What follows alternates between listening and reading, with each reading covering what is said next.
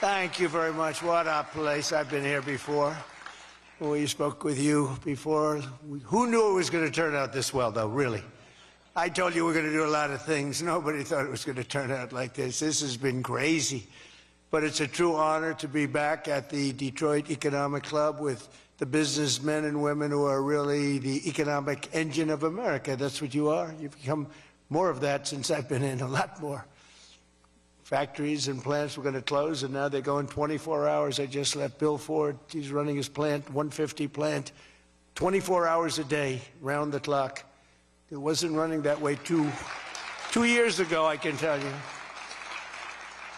But it's the complex that Ford Motor Company so cherishes. It was a pleasure to see that the crown jewel of Detroit auto industry is what they call it, is still going after 100 years. Can you imagine over 100 years? I especially want to thank the president of the Detroit Economic Club, Steve Gregorian. Where's Steve? Steve? Where's Steve? Hi, Steve. Nice-looking man. Nice-looking guy. And board chair Sandy Pierce. Thank you very much, Sandy. Thank you very much. And we have some very special people here. We have a man who's doing a fantastic job. I get angry at him every once in a while, but very, very seldom, because he's got what it takes. Treasury Secretary Scott Bessent. Scott? Hi, Scott.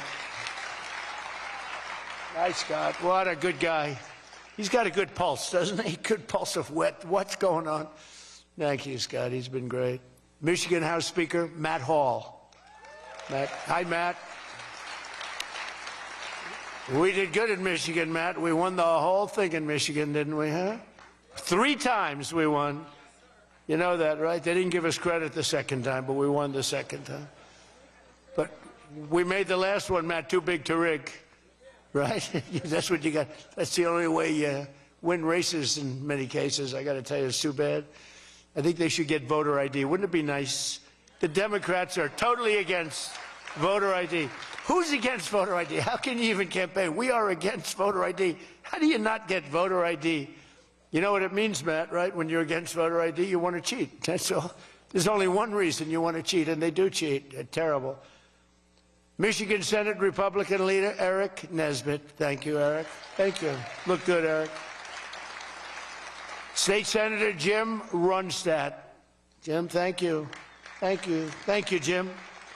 Former Congressman Mike Rogers, who's running for the Senate, and he'll be a great senator. And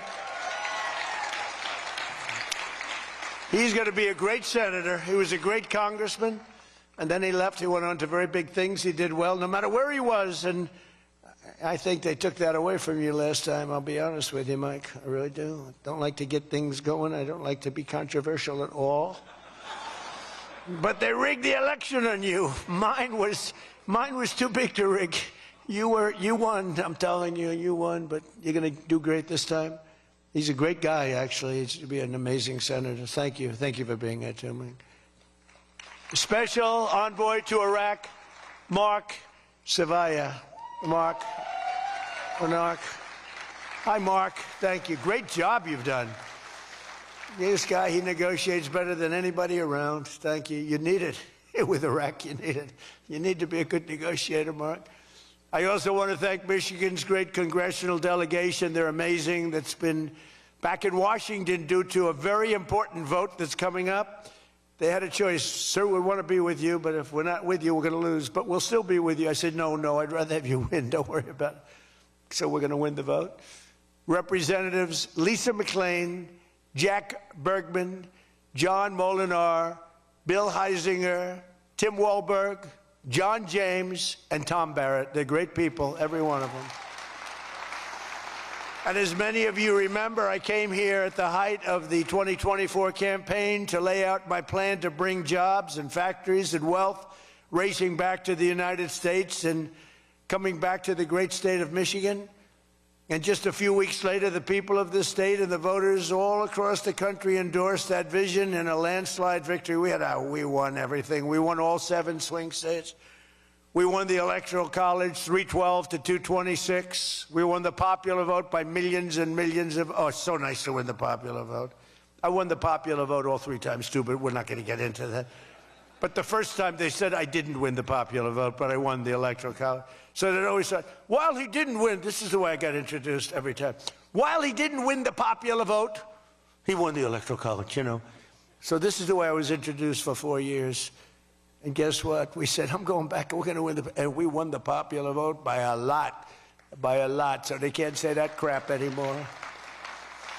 And the thing that was most impressive, we won 86% of all counties in America, 2,700 to 525. Think of that, 2,700 to 525. And that's why when you look at the maps on Republican, Democrat, with red being Republican, as most of you know by now, I think, every once in a while you see one where they have it reversed. I said, why would you do that? Well, we think it looks better. I said, look, red is Republican. Let's not try and change the voters' minds on things. Just do it that way. And the map was virtually all red. That was about the counties. That was the 2,700 to 505, 550, I think is the exact number. Most importantly, we won a historic mandate to make America great again. And that's what we're doing. We're making America great again like never before. And now, after less than 12 months in office, this is the easiest speech to make. I have great people, and all I'm doing is spewing off what the hell we've done. Even Venezuela wasn't too bad, was it, huh?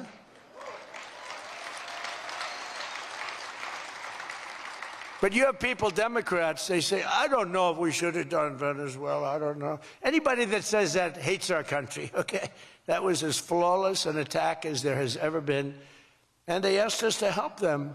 They have 50 million barrels of oil. They said, take it. It's $5 billion. And we did. We're working with the Venezuelan people and representatives, and it's amazing. But that was an amazing situation. But we did al-Baghdadi, flawless. We did Soleimani, flawless. We did the Iran nuclear attack where we wiped out their nuclear capacity, which would have been very bad. You wouldn't have peace in the Middle East, flawless. We did them all flawless. I want to keep it going that way, too. I like flawless. Think about Jimmy Carter, the great Jimmy Carter, with the helicopters crashing, the hostages all over the place. Remember that one? Think about Sleepy Joe Biden with Afghanistan. What a disaster. The most embarrassing day in the history of our country, in my opinion. Real dope. Now, after less than 12 months in office, I'm back in Michigan to report to you on the strongest and fastest economic turnaround in our country's history. It's really been historic. There's never been, we're not 12 months, we're through 11 months. We've got $18 trillion being invested in our country. The most of any country ever was 3. We're at 18. There's never been anything like this. You are so lucky I allow you into this room to even be with me. I'm kidding. I'm kidding. The fake news will say Donald Trump thinks he's hot stuff. Right now, I'm feeling pretty good, though, I will say. Oh, you're so lucky to be here.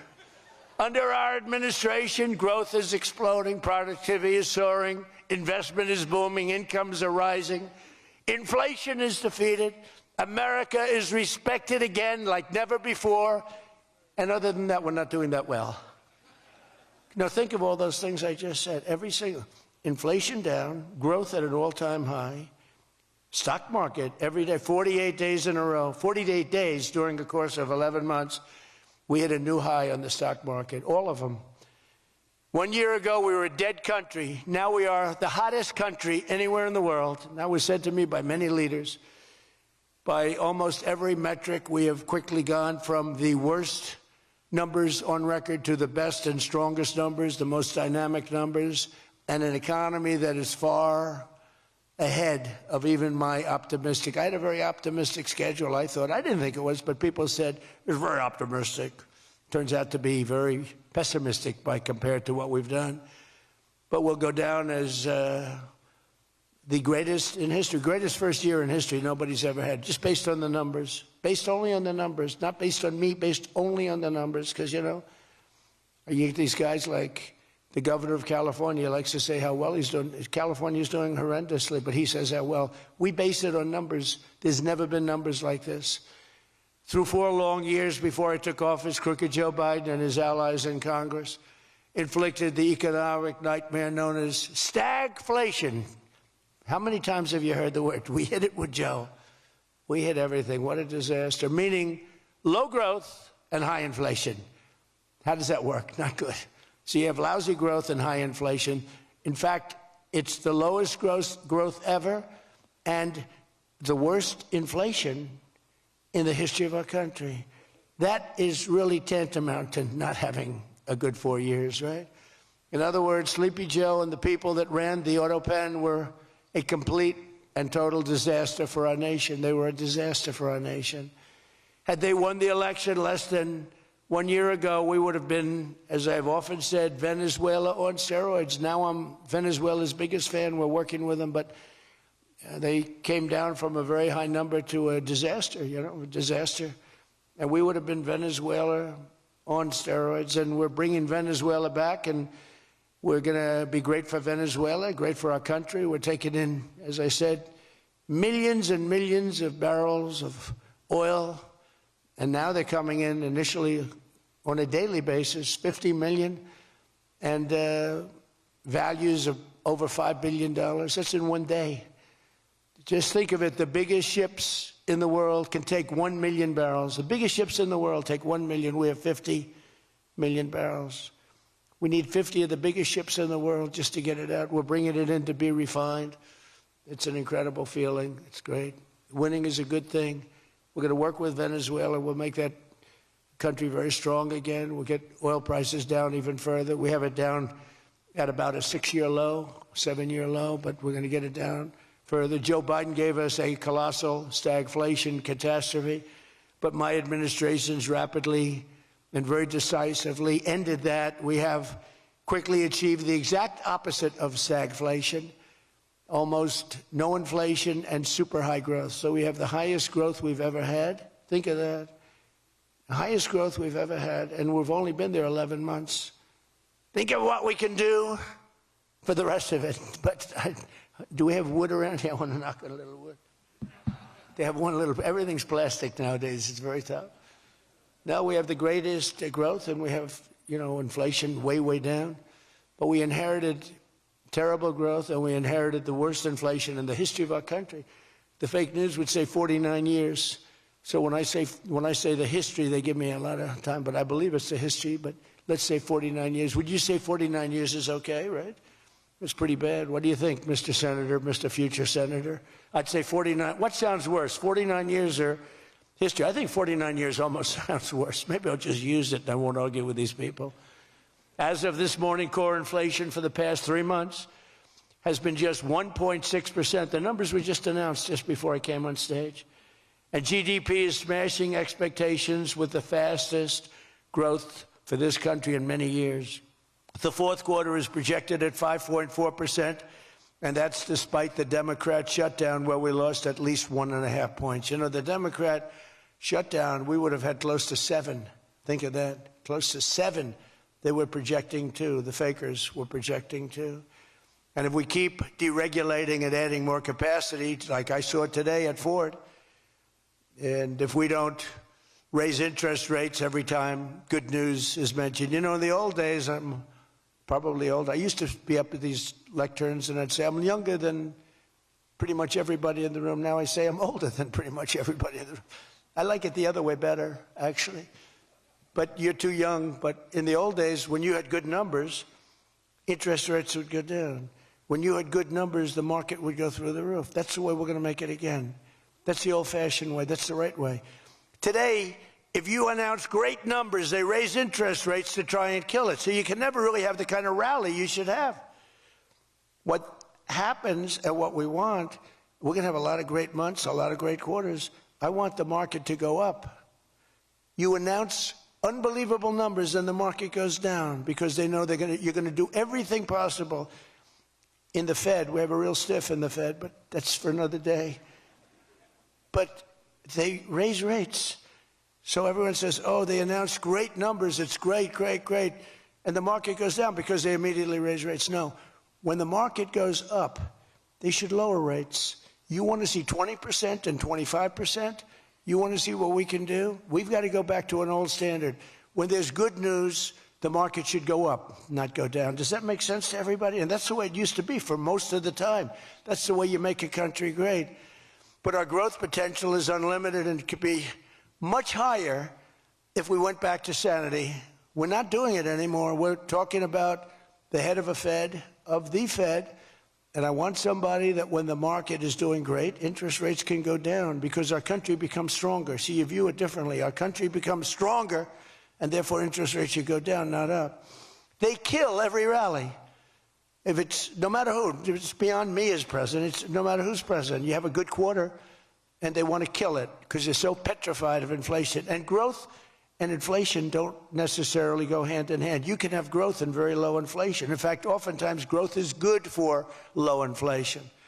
So we're going to work on that, Scott, right? I think we're going to work on that very hard. I mean it so strongly. It's sickening. We announce good numbers and we see the stock market drops 300 points. I say, what the hell is going on? Do you agree with me? It should be just the opposite. All right, Scott agrees, so I'm very happy about this. That means if he didn't agree, I wouldn't do it. But we're already growing double, triple, and even quadruple the speed of almost every other major economy on Earth. We're the #1 economy on Earth, too.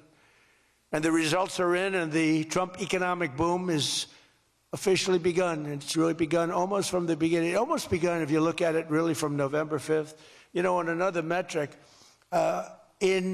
just before the election, it was almost impossible to get people to join the military. We had the worst enlistment in the history of our country, the worst. You couldn't get people for the Army, the Navy, the Air Force, the Marines, Space Force, the Coast Guard. You couldn't get people. And since right after the election, but especially since after January 20th when we took office, we have now the strongest enlistment we've ever had in the history of our country. We've never enlisted people so quickly, so easily. And we enlist by merit now. You know, we won a Supreme Court case that said you hire by merit. You go to college now by merit. Everything's by merit. Our country became great because of merit. And we have done some job. But think of it, a year and a half ago, we had the worst enlistment in history, and now we have the best enlistment. Things like that don't happen. You might go from the bad enlistment to okay, but you don't go from the worst in history to the best in history. But that's what we've done, every one of them. And that includes police and firefighters. It was very hard to get police. It was very hard to get firefighters, and now everybody wants those jobs. In 4 years of Biden, they secured less than $1 trillion of new investment in the United States. So 4 years, less than $1 trillion.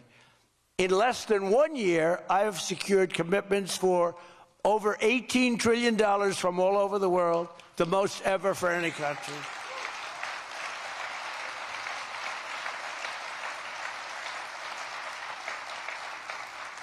Think of that, though.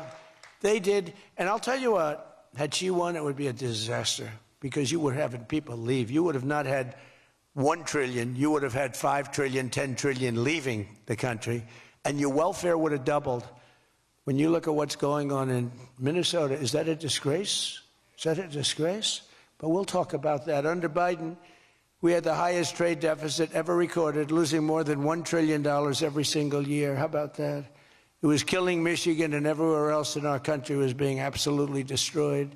But in a matter of months, largely because of tariff income and the election result, we've slashed that gaping trade deficit by, in a short period of time, 62, it just came out, 62%. People are stunned. The fake news back there, look at those cameras rocking and rolling.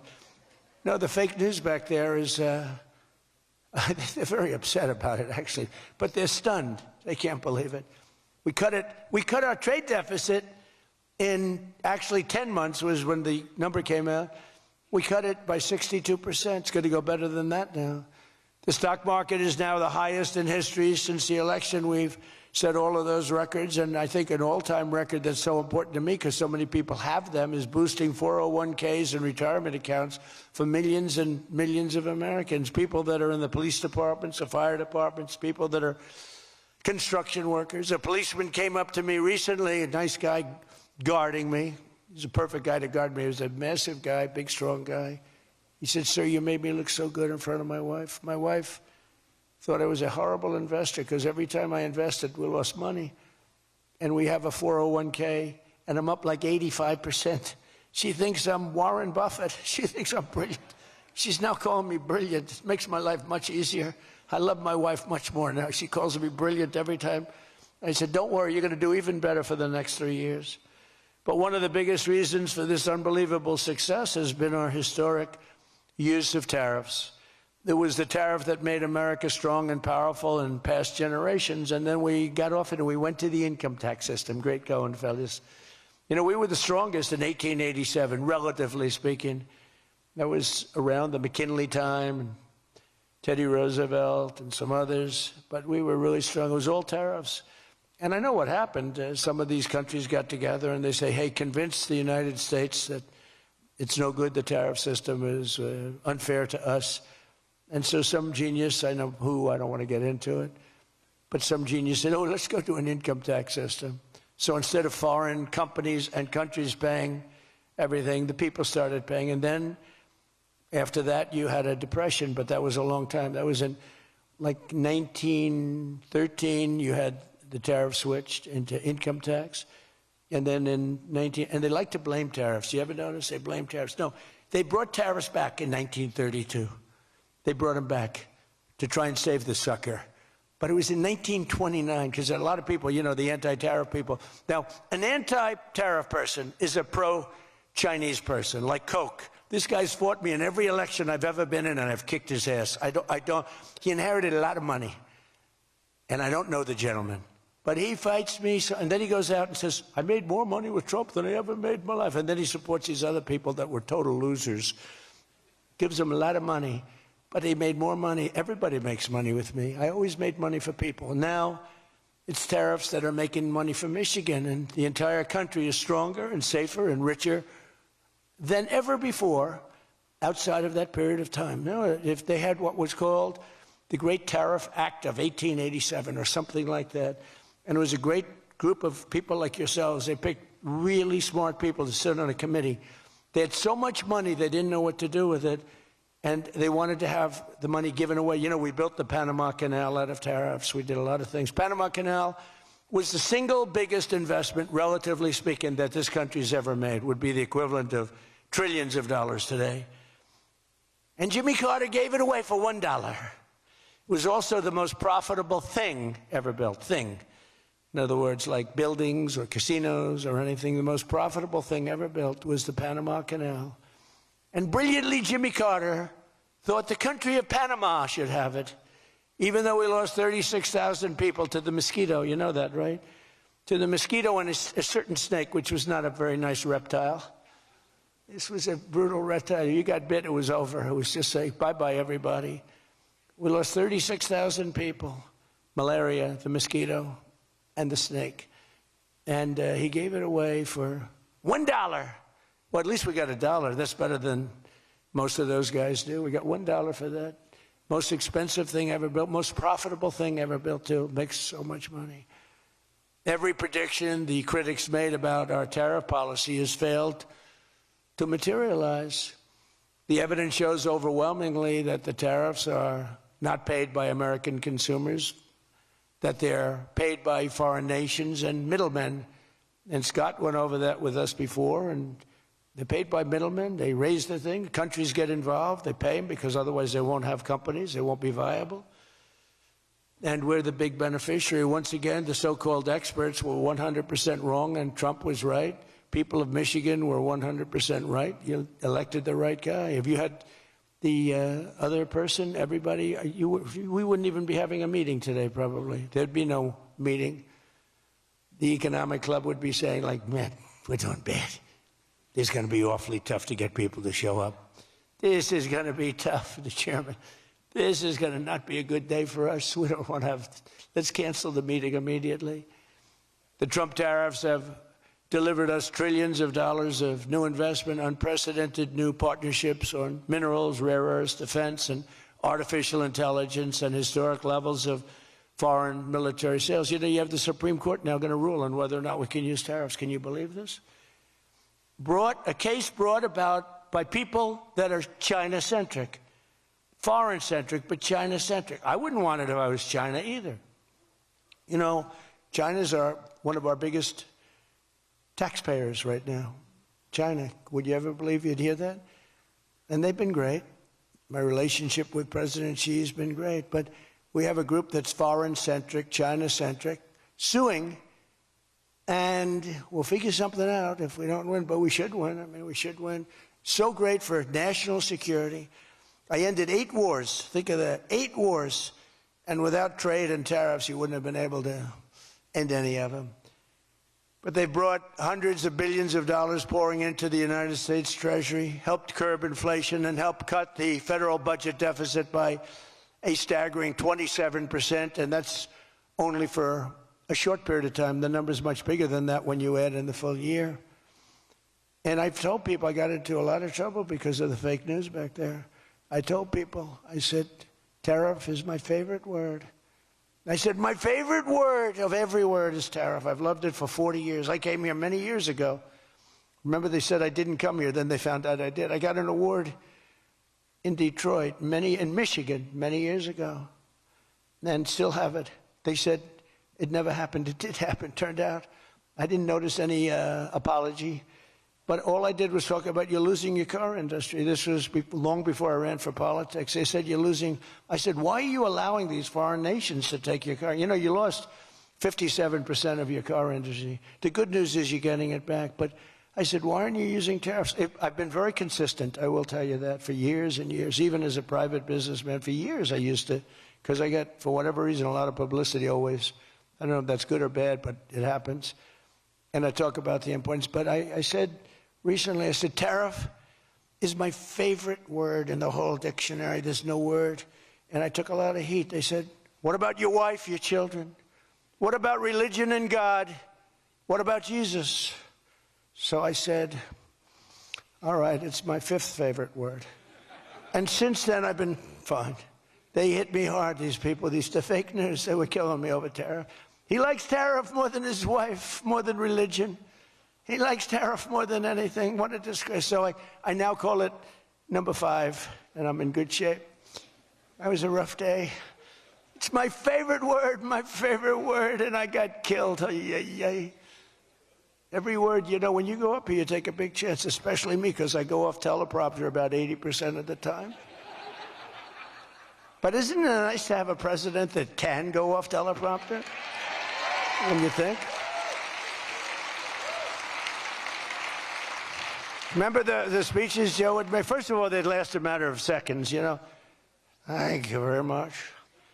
You ever notice Joe would always cough before a speech? State of the Union, he gets, ah, ah, ah, ah. Ladies and gentlemen. And then it would be like very short. Although the one time they had him spruced up pretty good, remember, he was high as a kite. He was floating, he was up there way up. That was a bad speech. But, hey, he got through it, you know, he got through it. If you call it getting through, this country was so, can you imagine allowing 25 million people into our country, many of them criminals, many of them murderers? What he did to this country, what they did, because it was the people surrounding that beautiful, resolute desk. But just as I promised you that I've imposed a 25% tariff on all foreign automobiles, I'm standing up for the American auto worker like no president has ever stood up before. You know, those tariffs are keeping the foreign auto workers. Now, if they want to come in and build the plant and hire you and hire your friends and your neighbors, that's great. I love that. Let China come in, let Japan come in. They are. And they'll be building plants, but they're using our labor. U.S. auto factories are now seeing more than $70 billion of new investment. Think of that. They were leaving. They were all going. They were going in the opposite direction. Now they're pouring back. It's the greatest. Nobody's ever seen anything like it. And much of that money is coming right here to the car-making capital of the world, Detroit. You lost, I mean, so many places. Since I took office, Ford has announced it will invest $5 billion across its Michigan and Kentucky plants, creating 4,000 new jobs. GM is moving production of the Chevy Blazer and Equinox from Mexico right back here to America. Right? Is my favorite auto worker here by any chance? You know who I'm talking? What happens? Where's Brian? Brian, oh, I see. He made some cash. He's after Florida. Oh, he's been very disloyal to Detroit. We're going to have to. He is such a great guy, right? Man, that guy fought for me when it wasn't the popular thing to do. He fought for me from day one. Well, you tell him I said hello to him, all right? That guy, he got it. 4 years ago, he got it, right at the beginning. He understood it better than anybody, better than the great economists. They had no clue. And Stellantis is investing $13 billion to expand its U.S.-based manufacturing plant by more than 50%. Stellantis doing a good job. Never before has an administration achieved such sweeping and dramatic turnarounds as has taken place just in this very short period of time. I mean, you're talking about 11 months. 11 months and you have a different business. 11 months and you're booming. I just spoke to an AI guy, and that's booming too. You know, we're leading China in AI by a lot. I'm letting them build their own electric plants because people are saying, you know, the amount of electricity they need twice as much as electricity currently in the United States for every other business, home, factory. They need double. So I said, we can't do that. And then I had the idea. When they build these $50 billion plants, I'm going to let them build, and they're already building big electric plants to take care of their plant. And any excess electricity, they'll sell it back to our country. It's an unbelievable, and therefore, we're going to build, I think if they really added, you know, you hear how much, and I have great respect for China, but you hear they're building a lot of electricity, but we are too. But we're having it built privately. They're going to own their own electric. They're becoming their own electricity producer. And when they heard this idea, they thought it was great, but they didn't take it seriously because they said it's too good to be true. But then they realized that I was serious. So we're getting them 2- and 3-week approvals. They don't have to wait for 20 years before they get rejected. You know, in the old days, they had to wait for 20 years, and then they get rejected at the end of 20 years. Guys would give up their whole career trying to get one approval, and then they get rejected. In every aspect of our agenda, we're putting America first, and nothing will stand in our way. Nothing's going to stand in our way, nothing. So one of our top priorities in this mission is promoting greater affordability. Now, that's a word used by the Democrats. They're the ones that cause the problem. The one thing, they stick together. They don't have some of the people that we have. I don't know, it's a genetic thing. It's something in the blood. We got some real losers, mostly great. But I wouldn't use the name Romney because I'm in his sort of territory, so I would never use that name. But all right, I'll use it. They don't have a Mitt Romney that votes against everything. They don't have a Rand Paul that votes against everything. I got him elected twice. He was a stone-cold loser. I went to Kentucky where I won by a lot. I did a rally for him. Then I did another rally. He won. Then I went the second time. He won. Then he votes against all the time. It's just crazy. I don't get it. Then you have Lisa Murkowski and you have Susan Collins. Disasters. And you had a gentleman from Indiana that I don't believe it, Todd Young, he voted against. And you'd say, why are you voting against? They can't give you an answer. They're unable to give you an answer. It's like, why are they against the attack on Venezuela? They're against the attack after they found out it was the most successful attack, probably the most talented, most brilliant tactically attack that we've had maybe in 100 years. And they're against it. Why? It's one thing if the attack failed. I'd probably do that too, a change. I'd be in favor. Then if it failed, I'd say, I told them not to do it. That's what they do. But here we have one of the most successful attacks ever, and they find a way to be against it. It's pretty amazing. But it's a shame, and we have some others, but not many. We have a great party, but we have people, the Democrats, whether you like them or not, they stick together like glue. They have horrible policy. Thank God they have horrible policy, because they're smart, they're evil, they're vicious, but they're bad policy. For instance, you could be a genius and try selling men playing in women's sport. You could be a genius, try selling transgender for everybody, open borders, let the world come in, let the world's prison population come into the United States, including all of the murders, 11,888. That's what we're trying to get out of Chicago and Minnesota and these places.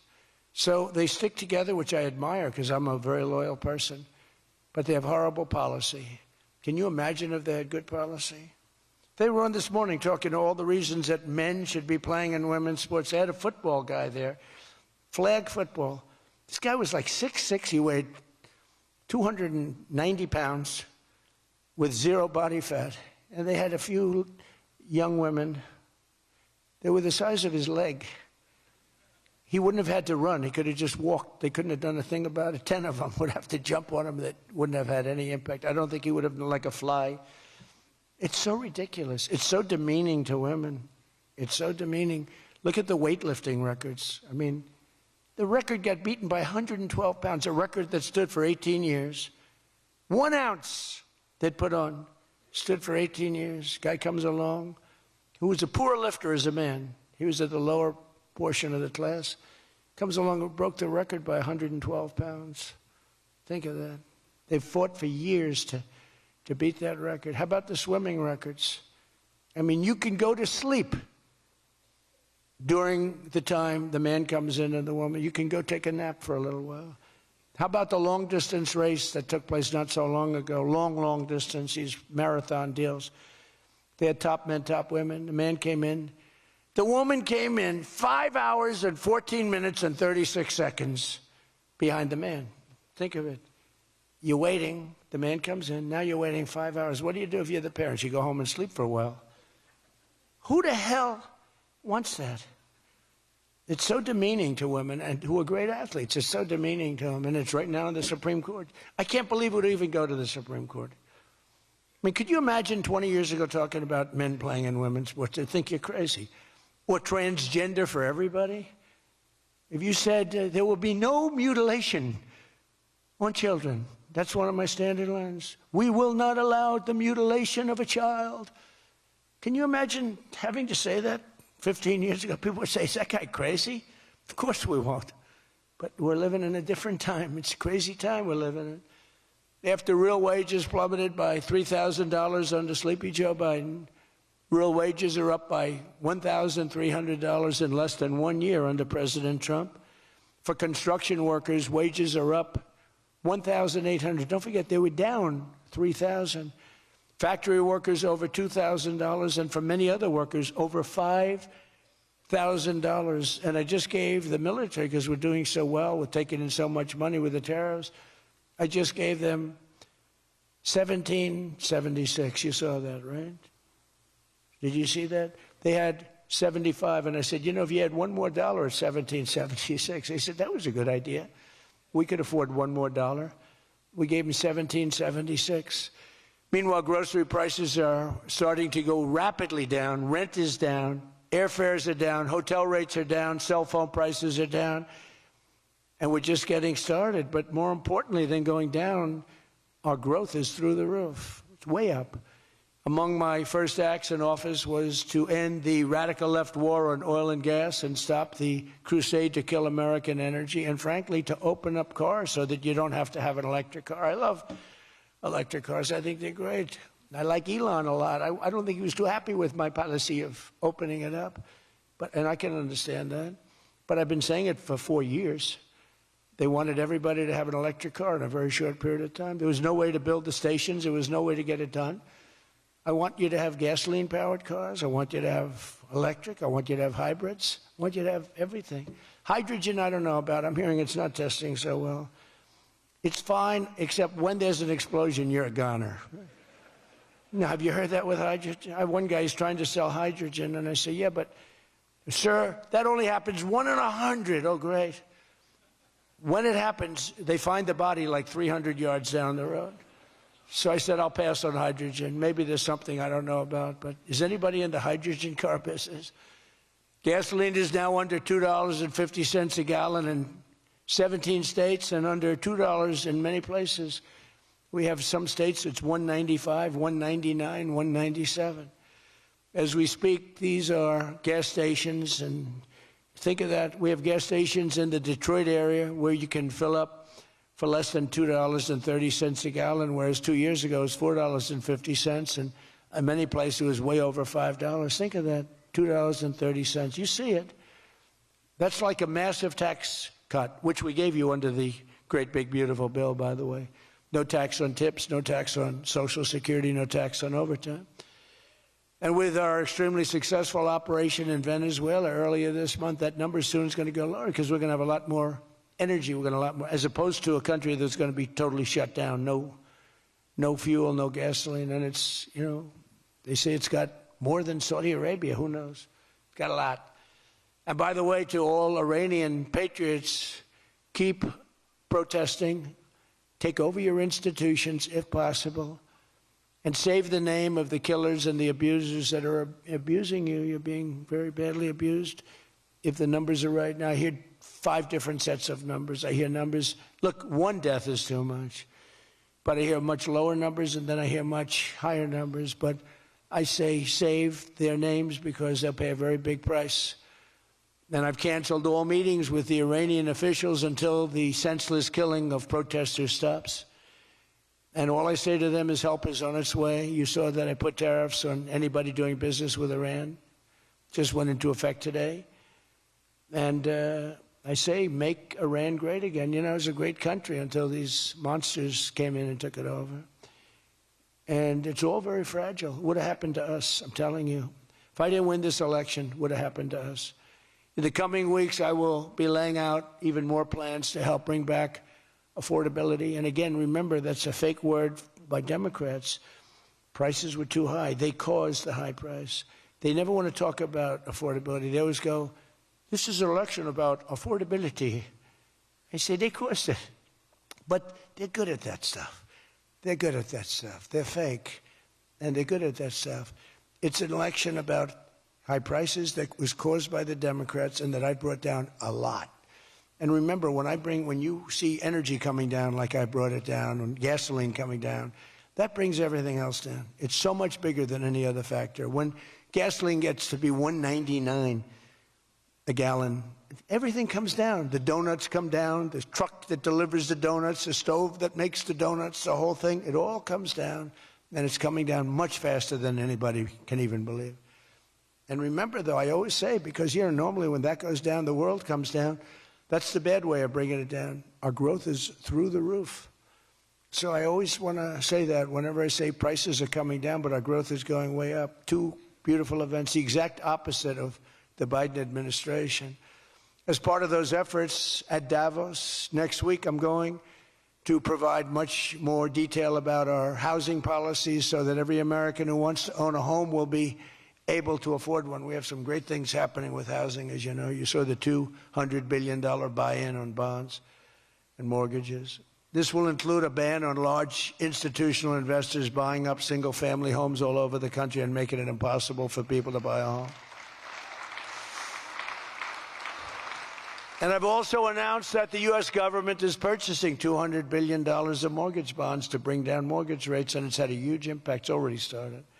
And just last week, the average 30-year mortgage dropped below 6% for the first time in many years. It's coming down very rapidly, and that's not with the help of the Fed. If I had the help of the Fed, it would be easier. But that jerk will be gone soon. In addition, I proudly called for the credit card companies to cap interest rates at 10% for 1 year because they're getting 28% and 30% and 32%. And it's unfair. The rates are way too high. To provide further relief to hardworking Americans, we'll also be confronting one of the biggest factors in driving up prices, the monstrosity known as the Unaffordable Care Act. You know what that is, right? It's Obamacare. It's a great name, Unaffordable Care Act. Nope. Did anybody ever think of that one before? It's true. It's the Unaffordable Care Act. Obamacare was a gift to make health insurance companies rich at the expense of the American people. In particular, the so-called enhanced premium tax credits were a corrupt payoff to the insurers, whose stock prices went up more than 1,000% after Obamacare was signed. I want the same money I want it to go directly, very simple. I want the money, those big amounts of money paid for by the government, to go directly to the people so they can buy the health care that's right for them. They can negotiate their own deal, health care savings account, but they'll buy their own health care. And everybody loves it. That's why later this week, I'll announce our healthcare affordability framework that will reduce premiums for millions of lower drug prices, delivering price transparency and demand honesty and accountability from insurance companies all over the country, all over the world, actually. Healthcare costs will come down very fast with my most favored nation executive order. We're doing most favored nation drug prices. When we would have drug prices stay the same, everybody thought it was great. They're going to be coming down thousands of percents. We're standing up to special interests and slashing prescription drug prices by 300, 400, 500, and even 600% and more. I mean, think of that. On that alone, we should win the midterms in a landslide. I'm doing favored nations. The country that pays the lowest price in the world is the price that we're going to pay. And we got that because of tariffs, because I said to the countries they wouldn't approve it. The drug companies were tough, but they were fine.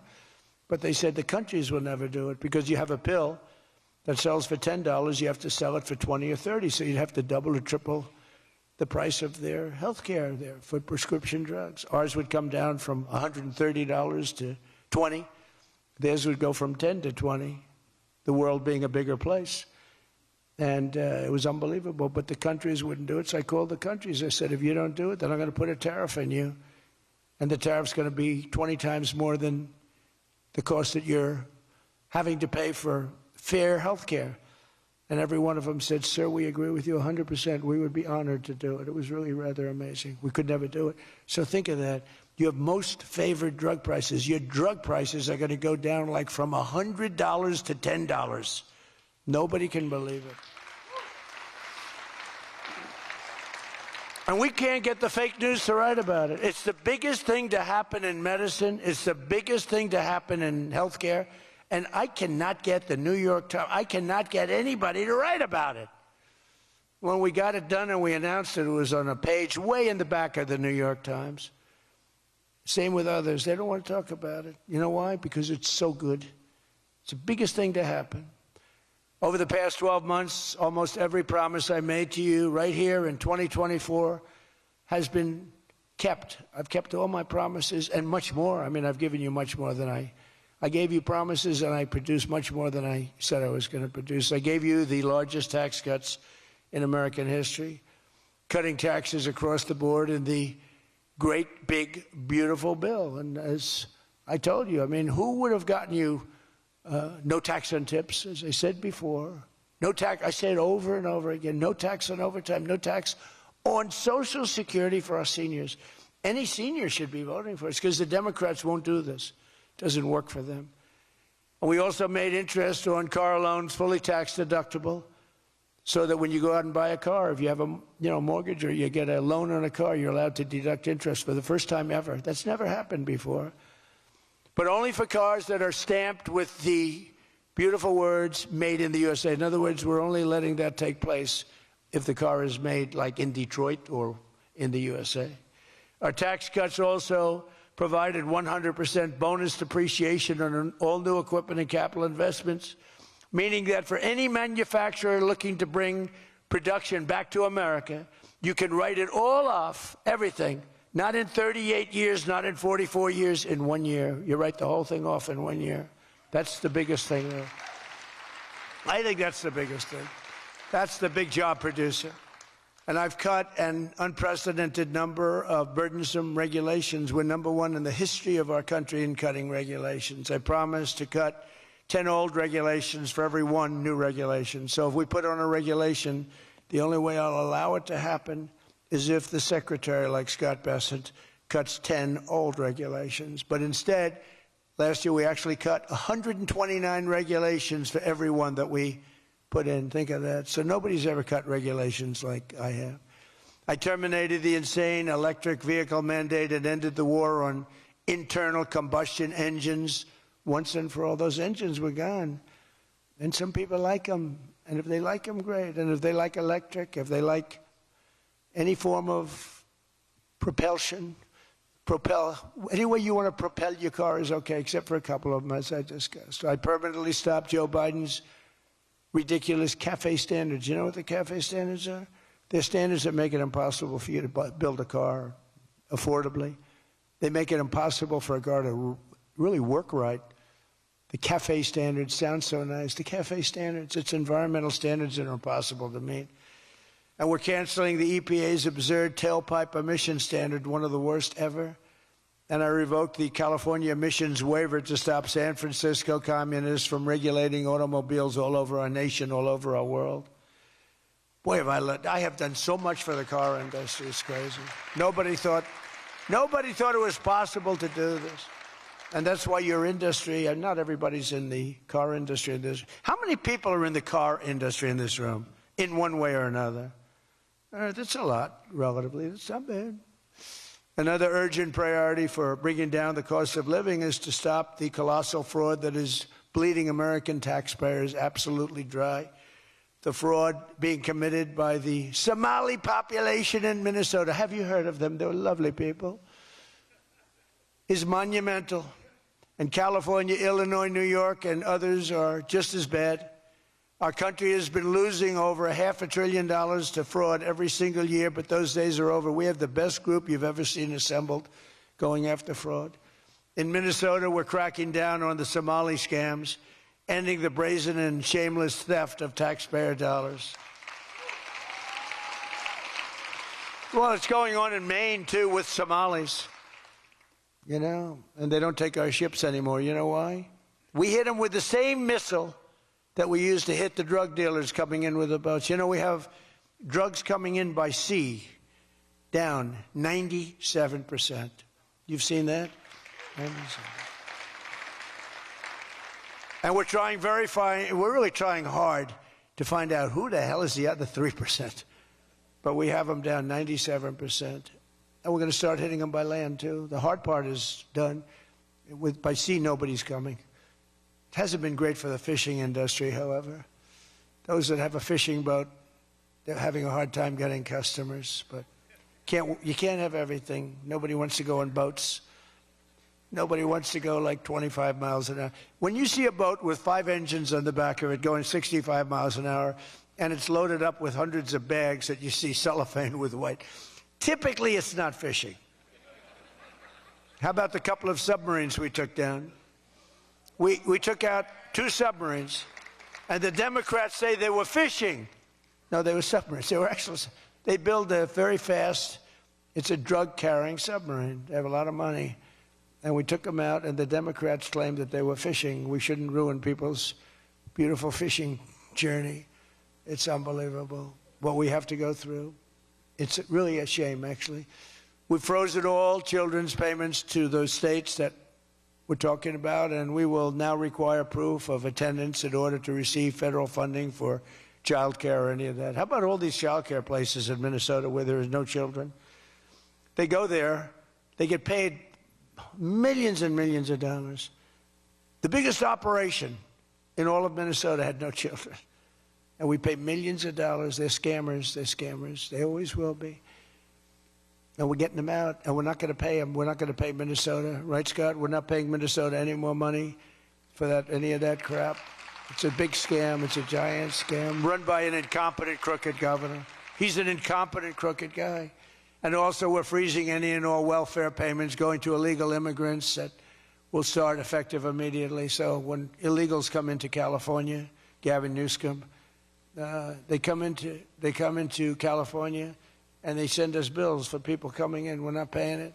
So we're working on that very strongly. Just don't pay it. As Nancy Reagan would say, just say no. Remember Nancy Reagan? Just say no to drugs. It's a little more difficult than that, I guess, right? But just say no. Additionally, from this moment forward, if you're on public assistance, like almost all Somalis are, did you see where 94% of them are on public assistance? You can't wire money out of the country back to your bank account from where you came.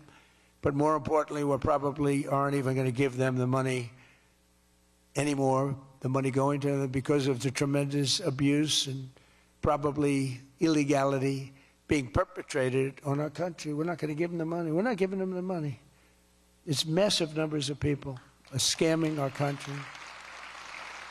You know, they came from a place with nothing, and they come here and they drive around in Mercedes-Benz. You know, the Mercedes-Benz dealers do well in that area of Minnesota. Can you believe it? They have nothing. They get welfare payments, and they have Mercedes-Benzes. It angers me so much, but we're going to straighten out our country. This was done under Biden and Obama, very much under Obama. It all started under Obama. And we just can't. We've got a great country. We're not going to screw it up. But this was one of the great scams ever. They have the same thing, Somali in Maine. Who would think? I never saw that happening. But in Maine, it's really crooked as hell, too. But it's not just Somali. It is them, but it's not just. There are many other places, many other people. The whole country, if we stop this fraud, this massive fraud, we're going to have a balanced budget. That's how much money you're talking. We'll have a balanced budget without all the growth I'm talking about. And then you add the growth, we got one hell of a country. We're giving 90-day notices to places like California, Scott. Right away, we're going to send out that notice. Who would bill the federal government as people poured into the state to send those people back because no country can afford to do it? No country can afford to take in millions of people, pay for their education, their health care, their hospitals. You just can't do it. And we all have a heart. You can't do it. But many of those people are murderers. They're people released from jails, prisons, mental institutions, insane asylums. They're people that are drug dealers. They're addicts. Additionally, starting February 1st, we're not making any payments to sanctuary cities or states having sanctuary cities because they do everything possible to protect criminals at the expense of American citizens, and it breeds fraud and crime and all of the other problems that come. So we're not making any payment to anybody that supports sanctuary cities.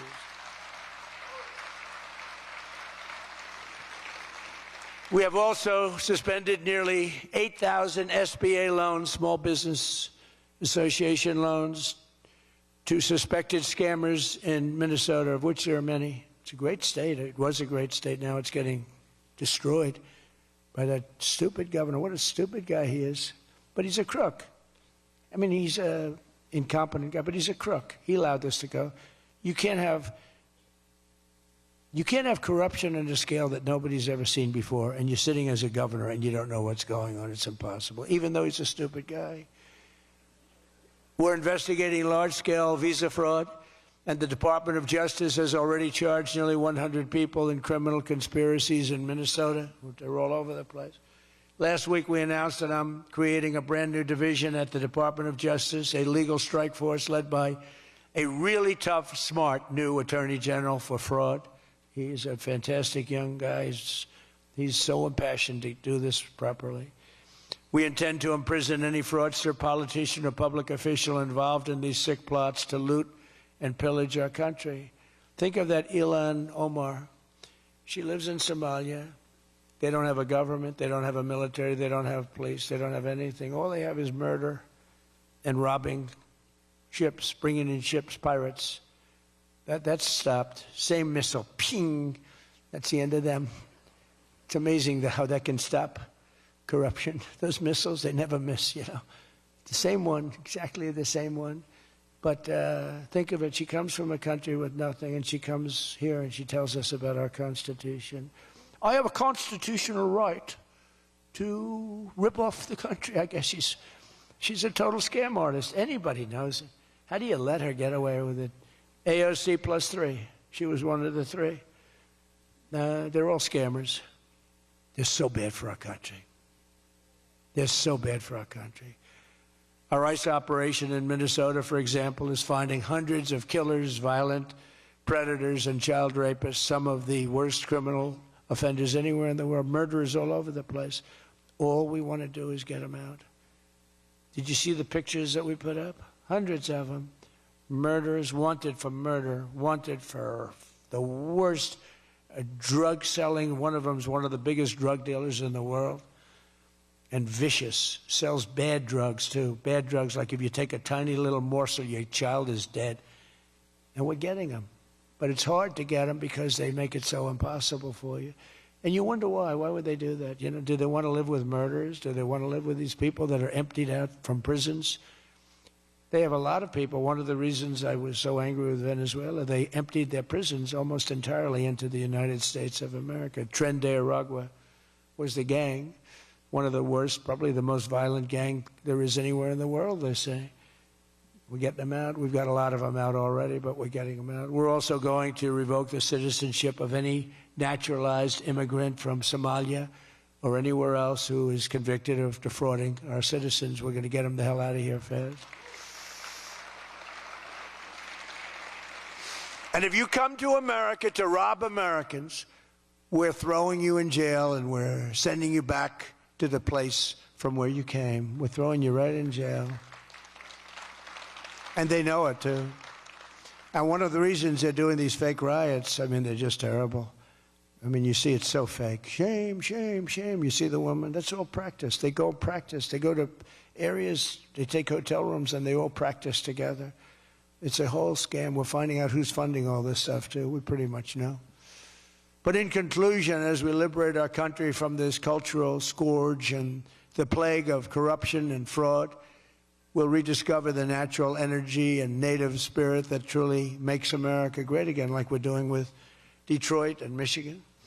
If we get rid of fraud and do our job properly on the trillions that are being extorted out of our country from corrupt and incompetent governors like Gavin Newsom, J.B. Pritzker, and Tim Walz, we will very soon have a balanced budget, and that's the kind of money that we're talking about. We're talking about massive amounts of money. Our country wasn't built by people who tried to lie and cheat and scam their way to success. It was built by legends like Henry Ford, Henry Dow, Thomas Edison, the Kellogg brothers, Alfred P. Sloan, the founder of General Motors, men who lifted up American workers and strengthened our nation beyond even belief. And we're doing the same exact thing right now. I think we're doing it even better. This is the fierce spirit of patriotic free enterprise that we're now unleashing once again. We are unleashing it like maybe never before. Together we have turned the page forever on the failed left-wing model that makes our America poor, desolate, and makes people feel sorry for us. That's what we had. We had a country where our leader was laughed at and our country was scorned. We had a country that was laughed at. They laughed at us. 2 years ago, they laughed at us. They thought we were fools. They thought we were stupid people. Now we're seeing that they're not the smart ones. We are. But we have a great America, and we're going to enrich it. And foreign nations, foreign migrants, criminal fraudsters, and corrupt politicians are not going to play a role anymore. They're going to be in jail. Under the Trump administration, we're reclaiming America's dignity, rebuilding America's wealth. And we're putting the productive, hardworking American citizen at the center of every single thing that we do. They were the ones that built America, and they will build it up again. And that's what they're doing at levels nobody thought was possible. So today, after less than 1 year, our border is secure. Remember, they talked about the border, how bad? In 3 weeks, I didn't go to Congress. I said, secure our border. And they did. Remember Biden, he said, I have to get approval from Congress. Had nothing to do with Congress, had to do with respect. Our spirit is restored. Inflation is stopped. Wages are up. Prices are down. Our economy is booming like I think you'll see soon, like never before. Our military is strong and unprecedented. I rebuilt our military in my first term. Our workers are thriving and our auto industry is returning to the country where we all began and where it all began, and frankly, a country that we love. The United States is winning again, and we're rapidly making America and the great state of Michigan greater and more prosperous than ever before. I want to again thank the Detroit Economic Club. You do a fantastic job, so respected. God bless you, and God bless America. Thank you very much, everybody. Thank you.